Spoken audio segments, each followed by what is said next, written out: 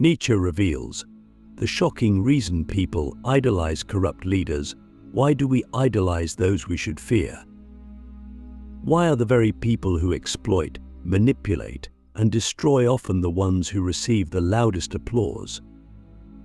Nietzsche, perhaps more than any other philosopher, saw this contradiction not as an accident of history, but as a mirror of our deepest psychological instincts. And when we look into that mirror, the reflection can be terrifying, because it doesn't just show us the leaders, it shows us ourselves. The truth is, we don't just tolerate corrupt leaders, but we create them, we feed them, and sometimes we even need them.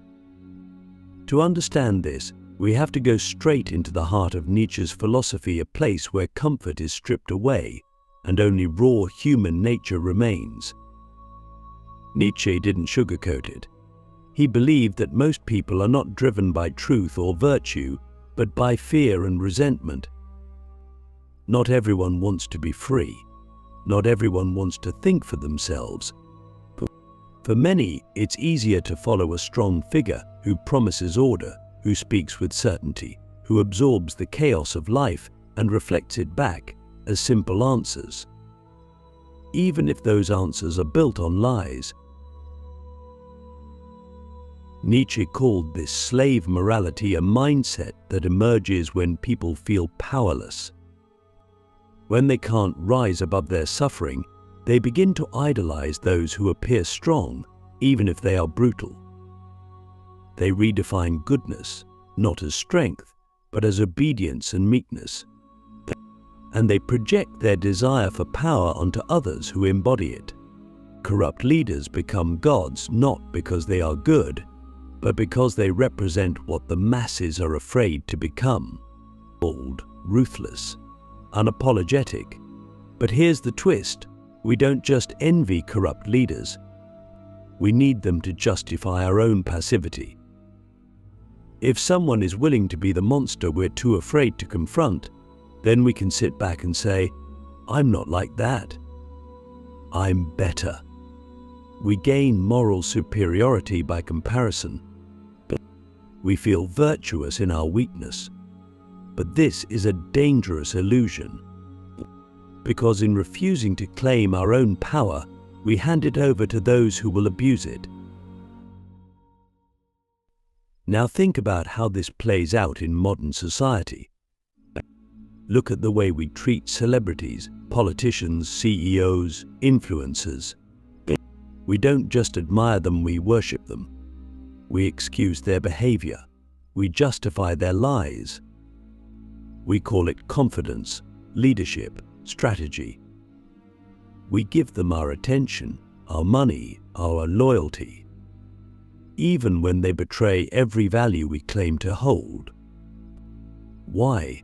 Because deep down, we've been conditioned to believe that power is dirty but desirable, and that morality is noble but weak, and that if we can't be both good and powerful, we'd rather be neither, so we outsource the burden of power to someone else. Nietzsche knew this was a death spiral for culture. When people stop striving to become strong individuals, when they give up on cultivating their own minds, their own values, but their own courage, they become easy prey for those who will think for them, rule for them, and exploit them. Not because they're stupid, but because they're afraid. Afraid of responsibility, afraid of freedom, afraid of what it means to live without a master. Click subscribe to this channel to get more profound insights. And that's the core of Nietzsche's warning. Corrupt leaders don't rise despite the people, they rise because of them. Because the crowd wants to be led. Because the crowd cannot bear the burden of thinking. Because the crowd, as a psychological force, chooses comfort over truth every time. And when someone comes along who promises salvation, who speaks in absolutes, who demands loyalty and offers protection, the crowd kneels not in admiration, but in surrender. So here's the real question: are we as free as we think we are? Or are we just well-behaved followers waiting for the next strongman to tell us what to do? How many of our opinions are actually our own? How many of our values are borrowed from the loudest voice in the room? And how many of us, deep down, are hoping someone else will take the risk of living fully so we don't have to? Nietzsche believed that the only antidote to this sickness is the rise of the ubermench, the individual who transcends herd values, who creates meaning from within, who lives with unapologetic authenticity. But becoming that kind of person requires more than rebellion. It requires responsibility. Responsibility for your thoughts, your actions, your life. It means no longer blaming the system, the leaders, the culture, but instead saying, I will build something better, starting with myself. So the next time you see someone idolizing a corrupt leader, ask yourself, is it because they love that person? Or is it because they hate who they've become without them? The mirror of power, why we secretly crave what we publicly condemn. Here's the uncomfortable truth that Nietzsche forces us to confront. What we condemn in others often reveals what we suppress in ourselves. The very traits we publicly attack, ruthlessness, domination, arrogance, control, are often the same traits we secretly crave. Not because they are admirable in a moral sense, but because they represent something we feel we lack: agency. The feeling of being able to act without hesitation, without apology, without being ruled by fear. And when we see corrupt leaders embodying those qualities, when we see them bend the world to their will, we feel a twisted sense of awe. We hate them, yes, but only because we've been trained to hate those parts of ourselves. The mirror of power, why we secretly crave what we publicly condemn. Here's the uncomfortable truth that Nietzsche forces us to confront. What we condemn in others often reveals what we suppress in ourselves. The very traits we publicly attack, ruthlessness, domination, arrogance, control, are often the same traits we secretly crave. Not because they are admirable in a moral sense, but because they represent something we feel we lack: agency. The feeling of being able to act without hesitation, without apology, without being ruled by fear. And when we see corrupt leaders embodying those qualities, when we see them bend the world to their will, we feel a twisted sense of awe. We hate them, yes, but only because we've been trained to hate those parts of ourselves. Nietzsche called this psychological inversion ressentiment, a deep, subconscious resentment that emerges when people feel weak, repressed, or unable to express their true instincts. Instead of confronting their helplessness directly, they moralize it. They call their fear humility. They call their submission virtue. And they begin to see strength as evil, dominance as corruption, and ambition as sin. But this is not moral clarity, it's self-deception. Because beneath the surface, the desire for power still burns. It's just been buried, poisoned, and redirected outward. This is why crowds are so paradoxical. They cheer for peace, but worship war heroes. They demand justice, but obsess over outlaws. They celebrate kindness, but idolize billionaires who've crushed competition. In public, they condemn the powerful. In private, they fantasize about having that power. And corrupt leaders understand this game perfectly. They know that the masses don't really want a saint, they want someone who gives them permission to feel powerful by proxy. Someone who says the things they're too afraid to say. Someone who breaks the rules they feel trapped inside. Someone who doesn't play nice because playing nice hasn't gotten them anywhere. That's why corrupt leaders often present themselves as authentic, even when they lie. They say, I'm not polished, but I'm real. And people believe them not because they are actually honest, but because they perform the fantasy of freedom. They become living symbols of rebellion against a system that has made people feel small, voiceless, and invisible. And in doing so, they gain something far more valuable than votes or money. They gain devotion. Not because they are good, but because they reflect the deep, unspoken hunger of a population that has forgotten how to claim its own power. Nietzsche saw this dynamic play out over and over again in history. He warned that when people are denied the space to grow into their full selves, when they are told to be obedient, modest, selfless, and small, they will eventually snap. But instead of rising into greatness, they will descend into vengeance. They will seek leaders who represent not their higher selves, but their repressed rage. And those leaders will rise not by lifting people up, but by giving them someone new to hate. A scapegoat, an enemy, a distraction from the real enemy within, their own unfulfilled potential. So what do we do with this knowledge? How do we break the cycle of idolizing what we claim to detest? First, we must stop lying to ourselves. We must admit that we are drawn to power, that we want agency, that we long for the ability to shape the world instead of being shaped by it. There is nothing shameful about this. The shame comes only when we deny it, repress it, and then project it onto others in destructive ways. Owning our desire for power is not the same as becoming corrupt. It's the first step in becoming whole. Second, we must redefine what power means. Not as domination, but as self-mastery. Not as control over others, but as the ability to live according to our values without fear. Nietzsche's ideal was not the tyrant, it was the creator, the one who forges meaning where none is given, the one who builds instead of obeys, the one who becomes the architect of their own destiny.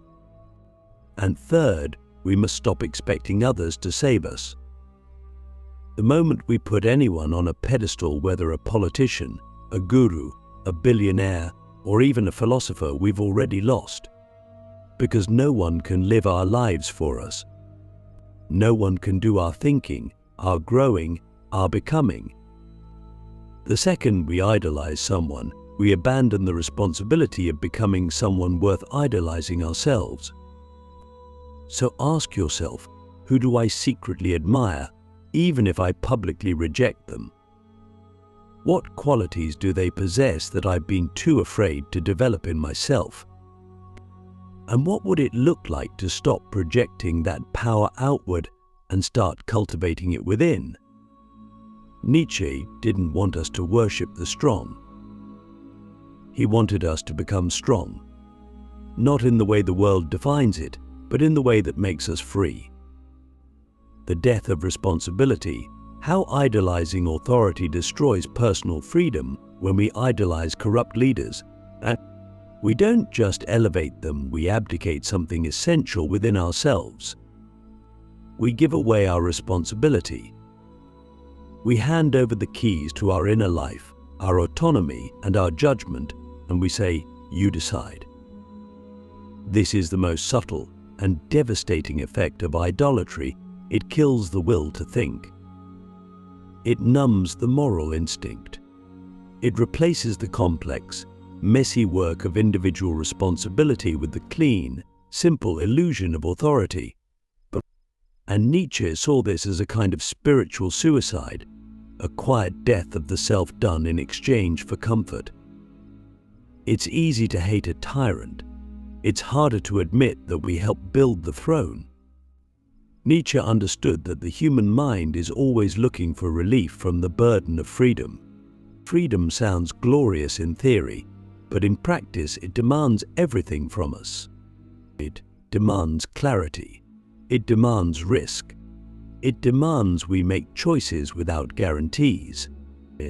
And that terrifies most people. So instead, We look for someone who will carry the weight of those choices for us. We don't want to be responsible for our lives, we want to be led. And once we've handed over that responsibility, we begin to lose the internal muscles that make us free. We become obedient, not out of loyalty, but out of habit.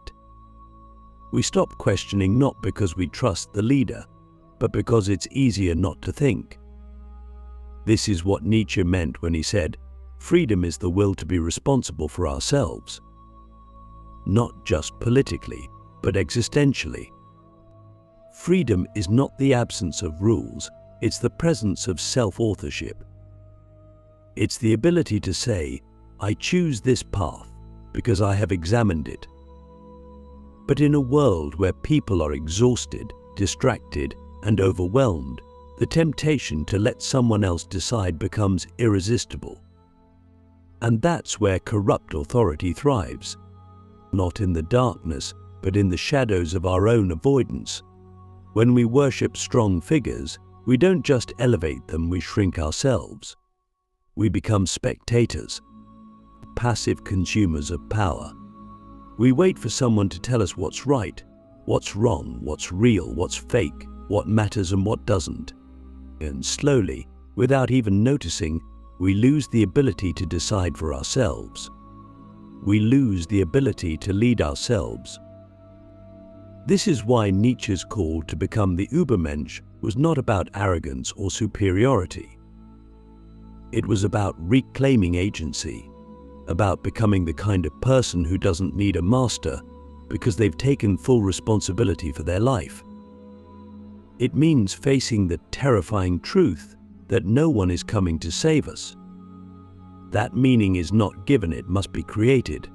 And that morality is not inherited, it must be chosen. And that freedom is not a gift, it is an achievement earned through the discipline of thinking and the courage of acting. So ask yourself, in what areas of my life have I handed over responsibility? Where have I stopped thinking critically because it's more comfortable to obey? And what would it look like to take that power back, not with slogans or rebellion, but with self-reflection and choice? Because the more we idolize authority, the more we become incapable of leading ourselves. And in the end, the greatest tragedy is not that corrupt leaders exist, it's that we become too weak to live without them. Becoming the ubermench, how to break free from the cycle of obedience and reclaim your inner power. Nietzsche didn't write for the comfortable. He wrote for those who were willing to risk everything to become something more. His idea of the ubermensch, often misunderstood, is not about becoming some cold, superior being who dominates the weak. It's about becoming fully yourself in a world that constantly pressures you to be someone else. It's about choosing your path, your values, your truth, even when it's painful, especially when it's painful. Because only through that struggle does the self emerge, not the self you were given, but the self you forge. To become the ubermensch is to break the cycle of obedience, not through rebellion for its own sake, but through the terrifying and liberating act of self-creation. The kind of rebellion that begins internally by questioning every belief you've inherited, every authority you've trusted blindly, or every system that has shaped your identity without your consent. It means refusing to live on autopilot.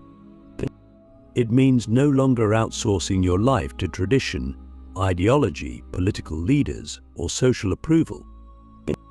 It means stepping into the chaos of existence and saying, I will build meaning here. But Nietzsche knew this wasn't for everyone. Most people would rather obey. Most people would rather kneel, even if they claimed to stand tall. Because real freedom demands responsibility, and responsibility demands courage. It demands that we look in the mirror and ask the hardest question of all, what am I pretending not to know? What truths have I buried to preserve my comfort? What power have I given away to avoid the risk of using it? And this is why the world keeps producing corrupt leaders, because we keep producing people who are too afraid to lead themselves. We keep raising generations that are trained to follow rules, not question them, but to memorize, not to think, to adapt, not to create. And so the cycle continues. Power is feared, then outsourced, then abused. And then we wonder why it all feels so broken. But there's another path, a harder one, a lonelier one, but a real one. It's the path of the creator. The path of the individual who stops waiting for permission and starts giving it to themselves. The person who sees through the false gods of culture and politics and fame and chooses instead to build a life worth living, not by default, but by design. This path isn't about perfection, it's about process. It's not about having all the answers. It's about having the courage to ask real questions. And it's not about becoming untouchable. It's about becoming real. Fiercely, painfully, beautifully real. So now, the question is yours. Will you keep waiting for someone to lead you? Or will you become the kind of person who no longer needs to be led? Because the world doesn't need more idols. It needs more individuals. The kind who no longer bow to corrupt power, not because they hate it, but because they've outgrown it. That's the shocking, liberating truth Nietzsche wanted us to see. Corrupt leaders rise because we let them. But we can stop, not by tearing them down, but by rising above the need for them in the first place. The ubermench doesn't follow. The ubermensch doesn't worship. The ubermensch creates. And you are far more powerful than you've been led to believe.